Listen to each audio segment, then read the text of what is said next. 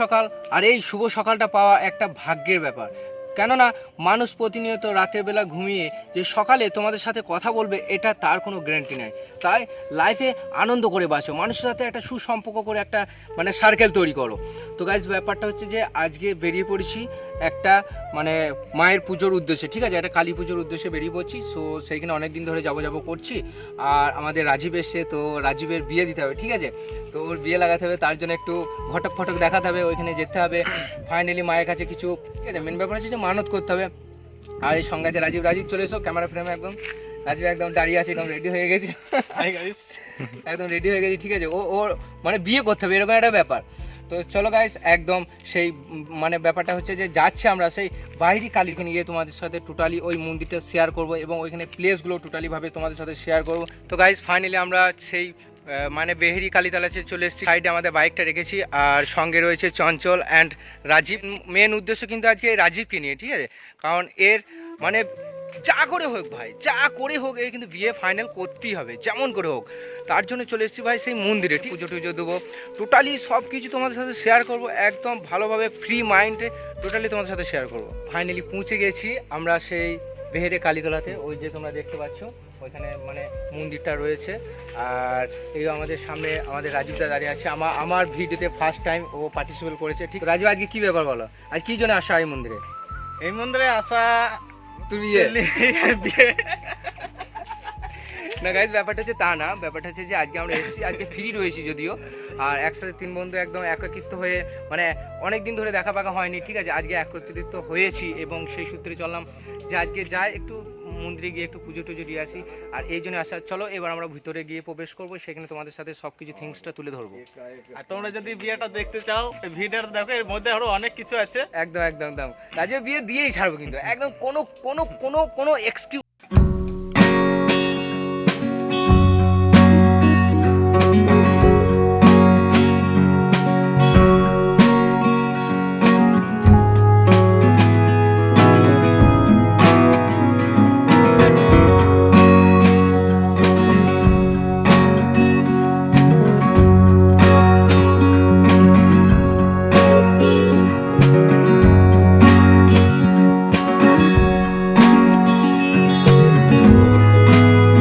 জেনে এসেছি, কারণ এখন পুজোটা হয় না, পুজোটা হয় সে ঠিক ত্রিয়োদশী, তাই এখন এখানটা গোটাটায় ফাঁকা আছে, কিন্তু যারা পুজো করাতে আসে বা যাদের মানত থাকে তারাই কিন্তু এখানে আসে পুজো করাতে। ঠিক, তো এখানে চেষ্টা করছি এখানে যে সাধক আছেন তার সাথে কিছু কথা বলার, ঠিক, তো দেখি কতদূর কী করতে পারি, তাহলে তো তারপর তোমাদের সাথে ভিডিও ফুটেজটা তুলে ধরছি।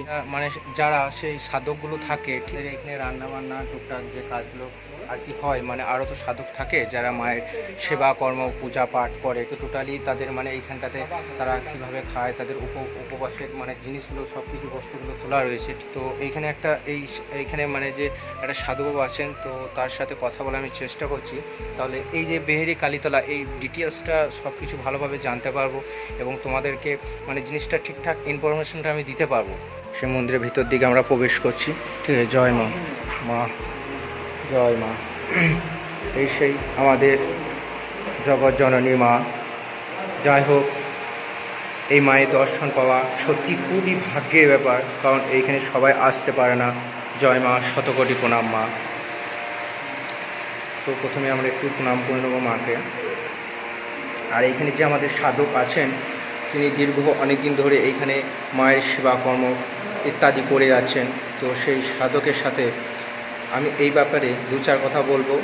তো তোমরা আশা করছি মন দিয়ে ভিডিওটা দেখছো, কারণ যদিও তোমরা মায়ের দর্শন পেয়ে গেছো, কারণ এই মা আমাদের মা, কারণ মা ছাড়া এই দুনিয়া সত্যি অচল। তাই এই সাধকের মুখ থেকে দু চার কথা এই মায়ের ব্যাপারে শুনবেন। শতকোটি প্রণাম সাধু বাবা। এই মা হচ্ছেন পৌরাণিক যুগের মা। এই মাকে এখানে প্রতিষ্ঠা করেছিলেন ভদ্রাজ মুনি। এটা হচ্ছে ভদ্রাজ মুনির গুরুকুল বা গুরুপীঠ। ভদ্রাজ মুনি মাকে ত্রেতা যুগে দেখার জন্য মায়ের কাছে আদেশ নিয়েছিলেন। মা তখন ওনাকে এই অষ্টবক্র মুনি নদীর কিনারায় বসতে বলেছিলেন। এই নদী তখন ছিল না, এটা ছিল পঞ্চবটী ঘোর জঙ্গল। এখানে বড় বড় তান্ত্রিক সাধকরা এসে মায়ের তপস্যায় সিদ্ধি লাভ করেছে বা এখনও করছে। এই মাকে আনতে গিয়েছিলেন আমাদের যিনি বক্রেশ্বর প্রতিষ্ঠা করেছেন অষ্টবক্র মুনি। সেই অষ্টবক্র মুনি কাশী বিশ্বনাথকে গিয়ে মাতা অন্নপূর্ণাকে মানিয়ে নিজের তপস্যা বলে উনি নিয়ে চলে আসছেন বক্রেশ্বরে। তখন উনি জলযোগে মাকে যখন নিয়ে আসছেন, থমকে দাঁড়িয়ে গেছেন উদ্যানপুরে। উদ্যানপুর থেকে তখন আর বক্রেশ্বরে আসার কোনো যোগাযোগ ব্যবস্থা ছিল না। তখন উনি মাকে বলছেন কি মা, এবারে আমি আপনাকে কীভাবে নিয়ে যাব? মা তখন আদেশ দিচ্ছেন, ওরে তুই পতিত পাবনি গঙ্গার দ্বারস্থ হ। উনি যখন একদিন এক রাত্রি তপস্যা করে মাতা পতিত পাবনি গঙ্গাকে মানিয়ে, মাতা পতিত পাবনি গঙ্গা সব জায়গায় আছে পতিত পাবনি রূপে, উনি অষ্টবক্র মুনিকে কথা দিলেন, মা পতিত পাবনি গঙ্গা কি আমি তোর বক্রেশ্বর পর্যন্ত যাব, অষ্টবক্র মুনি আমি তোর কাজ হয়ে যাব পতিত পাবনি পাপ হারণী গঙ্গা রূপে। এই নদী উদ্যানপুর থেকে শুরু হয়েছে, বক্রেশ্বরের আগে গিয়ে শেষ হয়ে গেছে। এখানেই বসে ভদ্রাজ মুনি তপস্যারত ছিলেন। মাকে যখন নিয়ে চলে আসছেন ভদ্রাজ মুনি, তখন অষ্টবক্র মুনি যখন মাকে নিয়ে চলে আসছেন, তখন ভদ্রাজ মুনি এখানে তপস্যারত। অষ্টবক্র মুনি ধ্যান যোগে জানতে পারলেন কি আমার গুরু ভাই এখানে বসে তপস্যা করছে। উনি মায়ের কাছে আদেশ নিলেন কি মা, আমার গুরু ভাই এখানে বসে তপস্যা করছে পঞ্চবটী জঙ্গলে, তো সেই গুরু ভাইকে ডেকে আমি আপনার এই চিন্ময়ী শরীরে দর্শন করিয়ে দিই। মাও ওনাকে আদেশ দিলেন। অষ্টবক্র মুনি সেই অবসরে উনি এখানে এসে পৌঁছালেন। পৌঁছে ভদ্রাজ মুনি করে ডাক পারলেন। ভদ্রাজ মুনি তখন এখানে মায়ের জন্য অপেক্ষা করে 16 বছর থেকে তপস্যারত হয়ে আছে। অষ্টবক্র মুনি যখন ভদ্রাজ মুনি করে এসে এখানে ডাক পারল, ভদ্রাজ মুনি সাড়া দিলেন না। ভদ্রাজ মুনি তপস্যারত হয়ে বসে রইলেন।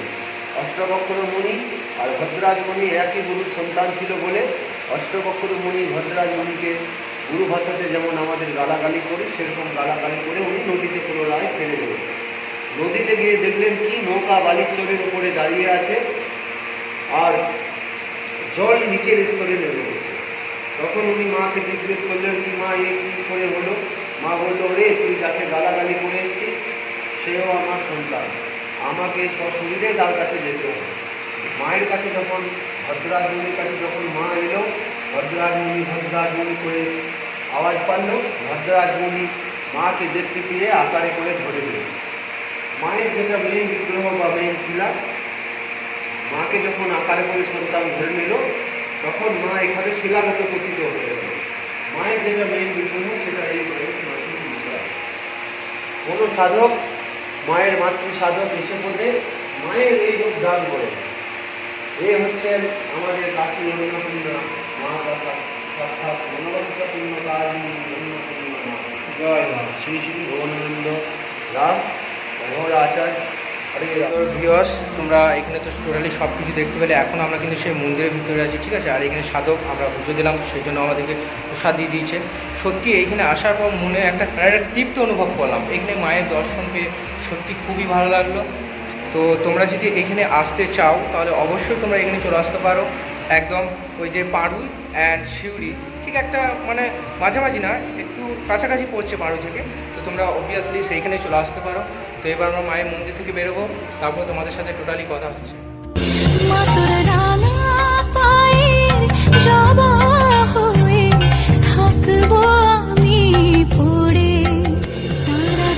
এবার বেরিয়ে যাবো, আমাদেরকে একটা সিঁদুরের টিক্কা দিয়ে দিয়েছে, সে ব্যাপারটাতে রয়েছে। এবার আমরা আর মেঘ করেছে, প্রচুর মেঘ করেছে, ঠিক আছে। ওয়েদারটা দেখে তোমরা বুঝতে পারছো যে মেঘ কতটাই করেছে, এবার বৃষ্টি নামবে। তো গাইস আমরা বেরিয়ে এলাম ওইখান থেকে টোটালি। তো এখন যে আমাদেরকে সাধক এই মায়ের পুজো করলাম তার জন্য যে প্রসাদ দিচ্ছে, তো এখন প্রসাদটা খেয়ে নিই। আর আমাদের ওইদিকে চঞ্চল হাত থেকে যে খাওয়া হয়ে গেল। যদিও আমাদের রাজীব কিন্তু একদম আমাকে সকাল থেকে বলছে, মানে কাল রাতে আমাদের ডিসিশনটা হয়েছে যে আমরা এখানে আসবো, ঠিক আছে। তো আমাকে সকালেও ফোন করেছে, 4-5 বার ফোন করেছে। আমি যদিও ঘুমোচ্ছিলাম, আমি একটু ঘুম থেকে একটু দেরি করে উঠি, এখন একটু রাত জাগা হয়ে যাচ্ছে, মানে একটু কাজের ব্যাপার আর কি, সে ব্যাপারটা থাক। তো রাজীব আমাকে ফোন করলো যে এইরকমের ব্যাপার, তো যাব। তো যাই হোক, মায়ের প্রসাদ পেয়ে গেলাম ফাইনালি। এখানে মায়ের দর্শন হলো, খুবই ভালো লাগলো।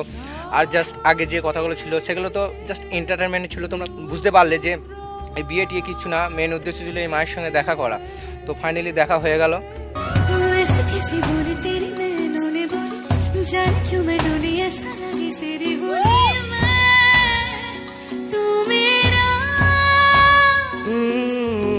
तूने बातें बोली कच्चे धागों में पिरोली, बातों की रंगोली से ना खेलूं ऐसे गोली मैं ना तेरा किसी का तो होगा ही तू, क्यों ना तुझे मैं ही जीतूं।